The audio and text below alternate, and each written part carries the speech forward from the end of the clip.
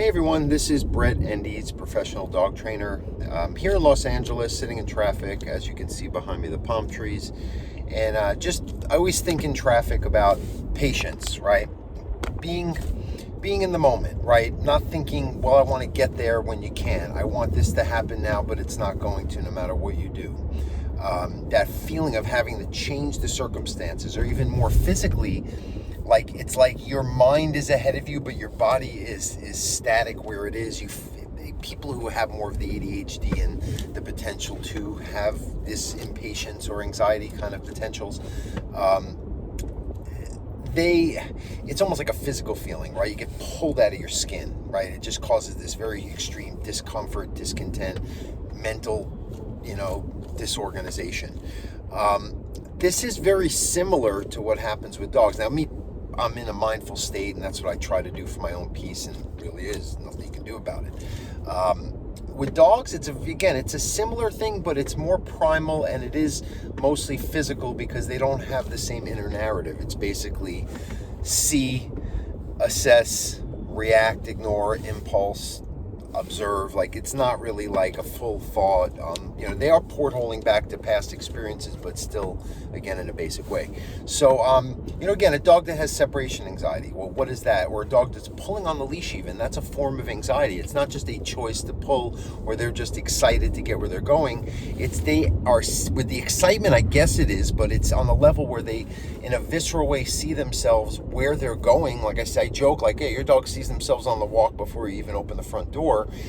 And they're trying to catch up to where they are, because that's a very effective way to efficiently move through a space, or you see what you're going to want to chase and catch and eat, and it's in front of you. You want the most efficient laser beam like way, and almost like with that ability to telegraph yourself where you're ahead of yourself, and like your body, like a slingshot, is just catching up to it. It's very effective for that. That's why you give your dogs outlets for that, for chasing and tugging and biting and running and playing with other dogs in that kind of back and forth way. With us, unless we're telling them to recall back to us, or chasing something, we're initiating like to toss, you don't really want that driving the way we interact and move together. Because back to anxiety, where's that coming from? Your dog is anticipating the next thing that's going to happen, whether a greater event like the next meal, the next new thing at the front door, or something even minuscule that you're totally not conscious of, like the next time you get up to go to the restroom or to do an everyday chore, or when you're feeding them. And a lot of times, sometimes when we do training, well, I make my dogs sit before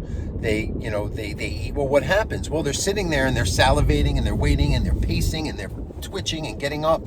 Well, that's because they're still mentally feeling that pulling out of their skin sensation. They're being drawn out of themselves because they anticipate, because they believe that if they think of something, it makes it happen, or happens faster. So they're going to think, and then dogs, again, when their mind-body disconnects, it becomes a physical reaction.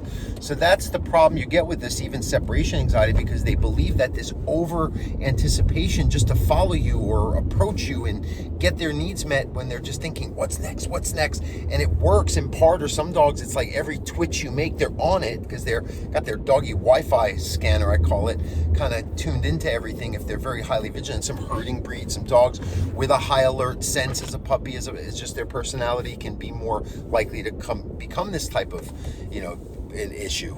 But the real solution to it, because again, if it's how a dog sees it, so again, why is it now separation anxiety? Because it's generalized anxiety when the dog is just living this way.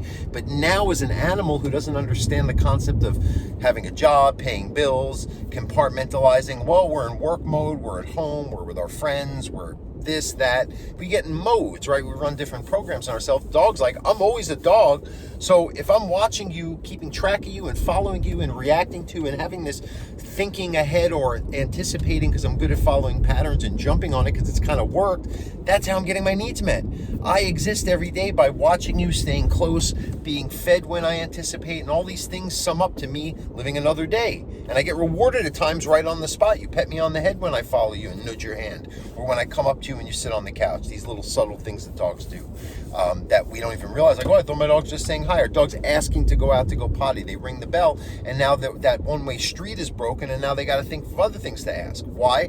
Because dogs, unless there's a real emergency, and it's usually based on our reaction to it or something we're telling them to initiate, they can get anxiety, especially if they're that breed or personality type.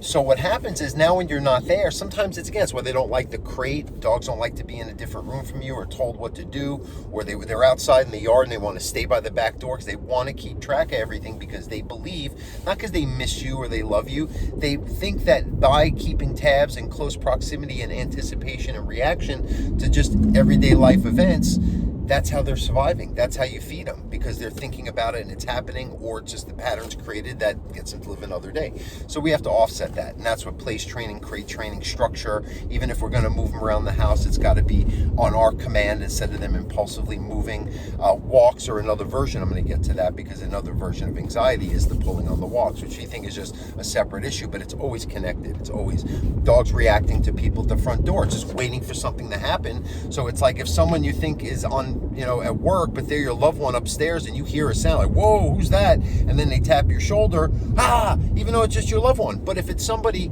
oh, I know they're upstairs, and then they tap your shoulder, and oh, hey, real calm reaction. So that's what you want to kind of create in a dog version through training, to condition their mind into calmer states and get that to be at least the initial way that a dog is going to be able to have calmer ability to check in, and just by conditioning, learn how to be, or just feel calmer associations to these transitions, the coming and goings I'm describing. And then the dog's just conscious enough to see it for what it is. So it's like a two-part thing. And then the instinct to want to keep, this is a big thing too, that's why I do this in a holistic way, is that they feel that you now are being their pack leader, and you're creating order or demanding order, and not having you come into their space or cling to them unless you initiate that. That's how the commands, the place, the crating, the tethering, all of these are complementary to ways. And as long as your dog gets enough exercise and walks, and that has to happen, usually more than average for these kind of dogs, there should be an ability for them to rest and relax and stay put. Even if it is saying, hey, we're going to watch television as a family, you're going to lay off to the side in your place, because that's your assigned seat. Like a student would go to the classroom and the teacher would tell them where to sit in a consistent way, so they can worry about that, because dogs get anxiety even wondering where to rest or where to exist in the rooms you share with them, let alone the keeping track of you and the overreactions to new things. And that's why you get the over extreme reactions to greetings, new things that happen, impulse control issues, because they have to be first, and they're usually in a position they can't handle once they do that without our proper intervention. And what happens is, with a lot of training, and that's why I retrain so many cases, is that you try to train them, you try to put a leash on, but it's not specific. Or you're only training them like, I don't care if they follow me around the house, I'm just going to train them when I leave, I'll put them in a crate, or I'll put them on the leash when we walk them or they greet people. They're going to get more stressed and resistant, because they feel that you're trying to control them part-time, but the rest of the existence, because you don't mind what they're doing, they're keeping track of the human condition and the shared environment. That Wi-Fi gets scanned out more than they can handle, and then you get that overreaction to new things and lack of trust in human intervention of who's leading who. So we have to have a kind of a full lifestyle and mourn sometimes the old ways that we've lived with our dogs because it wasn't working. But I've had dogs my whole life. I get it, but that's not the dogs we're dealing with. The dogs I see are usually problem cases, and they're usually developing by this. And I don't want to say it's one breed, because I've seen too many breeds rare and common over 3 decades doing this. It's just this tends to be the way that I've seen it works, by understanding a dog's instinct, how learning theory, conditioning, and type of relationship, just to have a dog feel that you're the person that they can check in with when everyday life comes and goes, instead of what contributes to the separation anxiety issues, or the generalized anxieties, or the overreactions. So now back to the walk, right? Same thing. Your dog is anticipating where you're going before you get there, and they're now high alert. I'm sitting in my car, but if you're leaning forward and you're walking like you're shaped like a F-15 fighter, like a late. That's why animals are kind of aerodynamic, because they're meant to efficiently move through a space and put everything in front of their mouth so they can hunt, especially carnivores, right? Hunters, predators, pack animals, dogs like that. So what happens is, if you give them the outlets for that, but when you're walking, it should be a different mindset. They should be checking in. That's why I teach a heel command. That's place when you're walking. They're tuned in. You sit when they sit when you stop. They are released when it's time to take a break. And this is all starter stuff. Everything I'm explaining is not for life. It's just got to be done super duper consistent because you're rehabbing a problem, just like an addiction. Right? My brother, who's a psychologist for humans, he told me that people in that world who are struggling with substances, gambling, whatever it is, they can't even do a tiny amount of it because it opens up that part of them to bring back the old memories of what they did as coping mechanisms. And in a dog, again, it's just a primal version of the psychology. It's just, you let him get away with following you a little bit, rushing out the door, not using the crate or rules, babying them, letting them on furniture, all these things that, it's not Brett rules, it's rules I've learned to teach people to understand and apply, and they've shared with me that when they do, their dogs see it a certain way that complements the training, and a lot of times the training takes quicker, better, and not required because the dogs sense that you're following rules and you're looking to get them to see. Why do dogs listen to certain people or trainers? Real simply, because when I'm there to try to get a dog to respect me, listen to me, and follow my rules. Most people, they want their dogs to be their friends, to love them, and to just get them to feel happy around them, to care for them, which is a good, pure intention out of love, but leadership and conditioning the right choices is really what's going to make the ultimate solution for these very, very severe problems, and we're dealing with them at epidemic levels these days. It's really, I'm busier than ever, and I would really rather not be so busy. It's sad that so many dogs are not living in the right lifestyle or not just getting enough exercise. It's that basic. So anyway, for the walks, you have to create structure, then to check in at first, even preemptively. So before the walk starts or before a greeting, before anything new, you should have your dog already in this order. So it's like, hey, we're about to start this lesson. All the students are in class. All the students are focused. They're in a mindset. They're orderly. They have this, not compliant, but this agreeability, because we've been establishing that consistently. And it's, again, for dogs, you can't be part-time about it. So, and then that carries over to just them, okay, well, this is a command. You use heel to walk me around the house.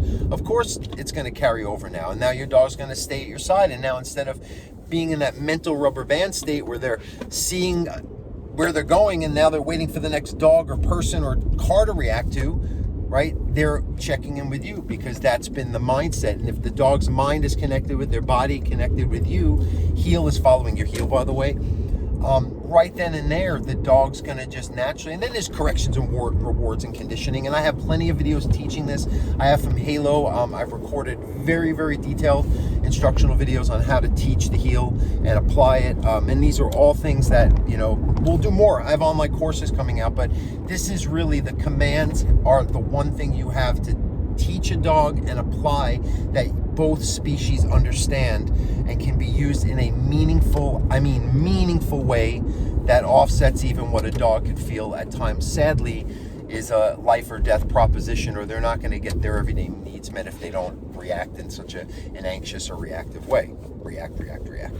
Okay, so thank you. That's wanted to share that about anxiety. We'll make this a little mini podcast too, but and also I'm writing a book about it. So as if you listen to me a lot, maybe you'll feel, boy, he really articulated this a little extra. I want this to be not transcribed, but more of like a guideline for the book that I'm writing and the person who's helping me do that. So that's also why I've tried to be very clear and but if you go on the Dog Savant podcast, there's just 112 or 15 or something subject specific podcast like this. So I encourage anyone who hasn't to, I'm gonna park my car here. Is today Friday? Today's not Friday. I can park. Good. No parking until due. So anyway, thank you so much. And if anyone is watching this, listening to this, please share, subscribe, follow my other page, Revetalize. I have been accepted to vet school at 50 years old, and it's following my journey there. So it's my other kind of world that I'm in right now. Revetalized.